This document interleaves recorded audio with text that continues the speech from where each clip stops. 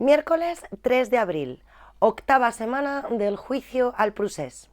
Concretamente, seguimos en la fase testifical y hoy ha comparecido como testigo Ferran López, que era comisario junto a Joan Carles Molinero y Josep Luis Trapero en el mando de los Mossos d'Esquadra durante el 1 de octubre. Posteriormente, fue el responsable de los Mossos con la aplicación del 155. Ferran López ha explicado hoy en su testifical que Trapero acudía a las reuniones con la Fiscalía y que después trasladaba el contenido de las mismas, así como las instrucciones, a los distintos mandos de los Mossos. Ha afirmado que los días previos al referéndum se hicieron muchas reuniones específicas para definir y poder poner en marcha los planes de actuación y así poder cumplir debidamente con los mandatos de Fiscalía. En ninguna de las reuniones hubo discrepancias. Concretamente, en la reunión del 25 de septiembre tuvieron la primera entre todos los cuerpos para poder montar el dispositivo de cara al 1 de octubre.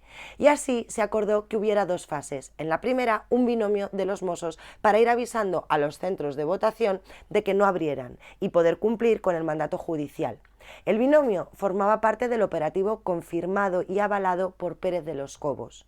Ha defendido que fue un buen operativo si se hubieran coordinado los otros cuerpos y fuerzas de seguridad.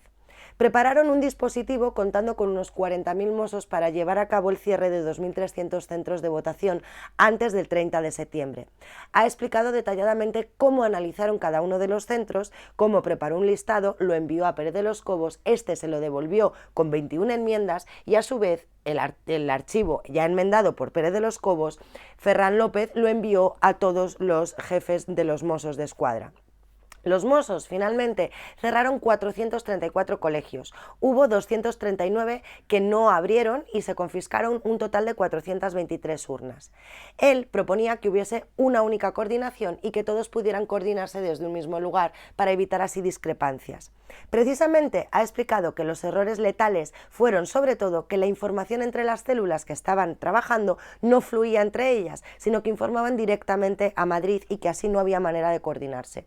Sobre el nombramiento de Pérez de los Cobos, él mismo ha explicado que lo acataron en todo momento, pero que él y su compañero Molinero, además, redactaron una nota interna, que luego fue noticia, donde dejaban claro que acataban el nombramiento de Pérez de los Cobos como coordinador del dispositivo y de hecho la hicieron llegar a todos los miembros del cuerpo y también a los medios de comunicación.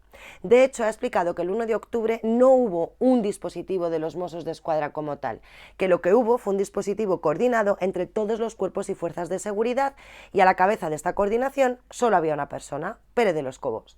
Precisamente cuando López ha reafirmado que Pérez de los Cobos estaba informado y que además había dado su validación sobre las operaciones, Marchena se ha puesto tenso y ha cortado las preguntas de la abogada del Estado en este sentido.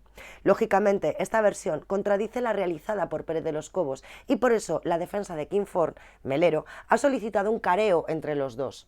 Esta decisión tendrá que tomarse cuando termine la fase testifical, según ha informado hoy la mesa del tribunal. El consejero Quim Forn, según Ferran López, nunca les dio ninguna pauta específica de actuación respecto al 1 de octubre. Eso sí, según Ferran López, las declaraciones que hacía Quim Forn de manera pública no ayudaban, según él, y así se lo trasladó al consejero de manera personal. Incluso redactó una nota pública y la envió a los medios para dejar claro que los Mossos estaban al margen de cuestiones políticas y que cumplirían siempre el mandato judicial.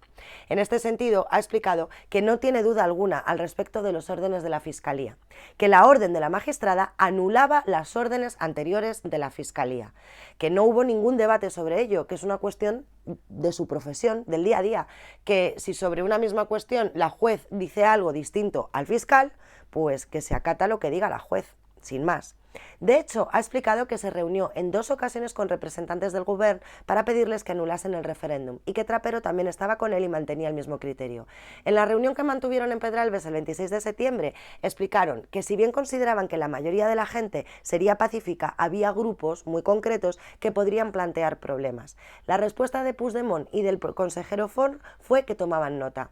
Y concretamente ha ido más allá. Ha señalado que Puigdemont le indicó que si había un escenario como el que estaban describiendo de mucha gravedad, que entonces se declararía la independencia. 2 días después, el día 28, volvieron a pedir otra reunión ante la preocupación que seguían teniendo desde los Mossos d'Esquadra. Sobre todo, su objetivo era actuar de manera quirúrgica para evitar males mayores el 1 de octubre. Sobre el registro en Unipost ha afirmado que la solicitud de ayuda les llegó a las 8 de la mañana, que por la tarde la comandancia de la Guardia Civil les pidió ayuda para poder salir del lugar y que por eso enviaron unidades de orden público. Ha explicado que uno de los vehículos de los Mossos d'Esquadra quedó dañado. Respecto al 20 de septiembre, ha señalado que su lugar de trabajo fue el complejo central Egara y que desde allí atendió distintas peticiones de ayuda de la Guardia Civil de una manera constante. Concretamente, les pidieron ayuda para el CTTI, para el Departamento de Economía y para las consejerías que se estaban registrando en ese momento. Desde la Guardia Civil les pidieron, concretamente en la Consejería de Economía y Hacienda, crear un pasillo para que pudieran llegar los coches ante la consejería. El jefe de orden público del dispositivo fue quien les aconsejó hacerlo en las circunstancias que se estaban dando. Hasta las 11 de la noche no supieron que había terminado de realizarse los registros, que fue una llamada del juez a Trapero quien dio la orden de organizar un pasillo para poder salir. Ha explicado que hicieron todo lo que estuvo en sus manos y que seguramente si hubieran podido saber con antelación todas las distintas actuaciones que la Guardia Civil iba a llevar a lo largo del día 20, se habrían podido coordinar mejor. Que solamente le dijeron a las 8 de la mañana que la Guardia Civil haría registros, pero no sabían ni dónde, ni cuándo, ni de qué envergadura. Enviaron unidades de orden público y de manera constante. De hecho, enviaron todas las que había disponibles. Ha explicado que mantuvo muchas llamadas de teléfono para llevar de manera directa el seguimiento en todo momento. Ayer, si os acordáis, uno de los agentes que declararon dijo que los Mossos tenían órdenes de identificarles, que les estuvieron espiando. Hoy, Ferran López ha negado rotundamente estas afirmaciones y ha dicho que si los Mossos pidieron identificación de las matrículas, hicieron bien su trabajo. Ha explicado que en algunos casos pidieron información sobre los movimientos de los policías y guardias civiles, pero que sencillamente fue porque algunas de las actuaciones que aquellos estaban realizando no habían sido pedidas por los Mossos, pero que no fueron un seguimiento de ningún tipo, que no había órdenes de hacerlo. No se envió al Abrimo porque había dos manifestaciones importantes y un nivel 4 de alerta antiterrorista justo el día 1 de octubre, y que además se envió al Abrimo al partido del Barça que jugaba contra Las Palmas. Concretamente ha dicho que esta última decisión fue un error, que sería lo único que le habría modificado viéndolo con perspectiva, pero que todo lo demás lo repetiría exactamente igual. Que no recibieron ningún tipo de queja por parte del coordinador Pérez de los Cobos ni el 1 de octubre ni después. Por la tarde, después de comer, ha declarado el agente de la Guardia Civil U3052-7P. También el agente TIP Z44192J, que actuaron en el CEIP, el Pigros de Sant Cebrià de Vallalta, en sus declaraciones, y han hecho sus declaraciones para explicar que no recuerdan haber visto a gente llorando, que sí vieron a gente gritando.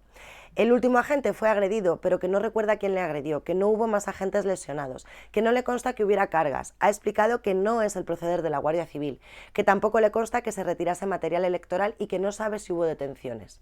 El tercer agente de la tarde, el Guardia Civil TIP L97409L, que también actuó en el CEIP El Pigros de Sant Cebrià de Vallalta, pues ha explicado que unas 2000 personas le impedían el paso. Ha contado que la gente estaba tranquila hasta que les dijeron que se marchasen, que fue entonces cuando empezaron a gritarles. Tampoco sabe si intervinieron material electoral ni si hubo detenidos, ni ha visto a ningún compañero dando golpes a la gente, que lo que sí vio fue a gente provocando con gritos e insultos de manera continua. Después ha intervenido otro agente más, que también estuvo en el CEIP de El Pigros de Sant Cebrià de Vallalta, con el TIP B17279W. Ha hablado de unas 1000 personas que le golpearon, que recibió amenazas de muerte, pero que tampoco se las tomó muy en serio. A continuación, ha testificado el agente P24860N, otro agente de la Guardia Civil herido en el operativo del CEIP El Pigros de Sant Cebrià de Vallalta, en el Maresme. Recibió una patada desde atrás, pero no sabe quién fue porque no pudo verlo. Ha explicado que la gente les presionaba cantando y que cree que no fue otro compañero suyo de la policía quien le dio la patada, pero que tampoco lo vio. Y el último agente que estuvo en este mismo centro, con el TIP C70834I, ha contado que su unidad era de refuerzo, que no pudieron abrir un pasillo porque había resistencia, que vieron al binomio de los Mossos con una actitud festiva y que no les ayudaron y no les hicieron ni caso en ningún momento, que alguien intentó quitarle el arma y que gracias a Dios no pudo cogerla. Hasta aquí los agentes que resultaron heridos en ese centro en concreto. A continuación, ha declarado el jefe del operativo de Sant Cebrià de Vallalta. Ha explicado que no había ningún líder, que alguien de la ANC acudió a hablar con ellos porque la operación se estaba alargando mucho. Los Mossos, según él, intentaron ayudar mediando con la gente. Ha explicado que el día anterior ya sabía dónde tenía que actuar. Repito, ha explicado que el día anterior ya sabía dónde tenía que actuar, porque otros decían que no sabían nada. Y que nadie le dijo que la seguridad estaba por encima de la eficacia. Esta frase también tiene bemoles. No recuerda a gente llorando y no hay imágenes. Supone que su equipo se quedó sin cámaras porque no había disponibles. A continuación ha comparecido el agente TIP L30567B, que también actuó en el Casal de Vallalta. Ha descrito que había resistencia activa, que le rompieron un dedo pero no sabe ni cómo ni quién. Después de un pequeño receso, ha sido el turno del agente TIP M39892T, jefe del operativo policial del 1 de octubre en la escuela San Miquel de Castellgalí y en el ayuntamiento de Fonollosa del Vallès. Ha explicado que la gente estaba muy bien organizada. Ha contado que les escupieron, les golpearon, les insultaron y que eran continuas provocaciones. Que le sorprendió que la gente estaba todo el rato grabándolo todo con el móvil. A continuación, ha testificado el teniente de la Guardia Civil TIP B11602Z, el jefe del operativo policial en el Centro de Atención Primaria de Sant Andreu de la Barca. Ha contado que hubo una persona que tiró a un agente al suelo y que le hizo una técnica de estrangulamiento. Ha explicado que recibían las órdenes de la agrupación de reserva y seguridad de manera directa de sus superiores. Después ha testificado un agente sobre los vehículos devastados del 20S. Es el guardia civil TIP N97976D. Fue quien realizó la inspección ocular de los vehículos. Ha dicho que los coches estaban irreconocibles por las pegatinas del 1 de octubre, que se arrancaron retrovisores, se rompieron las ventanas y el capó estaba abollado, que rajaron las ruedas y los techos estaban aplastados y que no hicieron valoración económica de los daños. Marina Roche le ha preguntado por muestras de sangre que parece ser que habían encontrado en uno de los vehículos y él ha explicado que corresponden a 2 varones. Y por último, otro guardia civil que inspeccionó los vehículos, esta vez por dentro, el agente TIP Q45716Q, ha descrito que estaban sucios, rotos y llenos de basura, que estaban destrozados.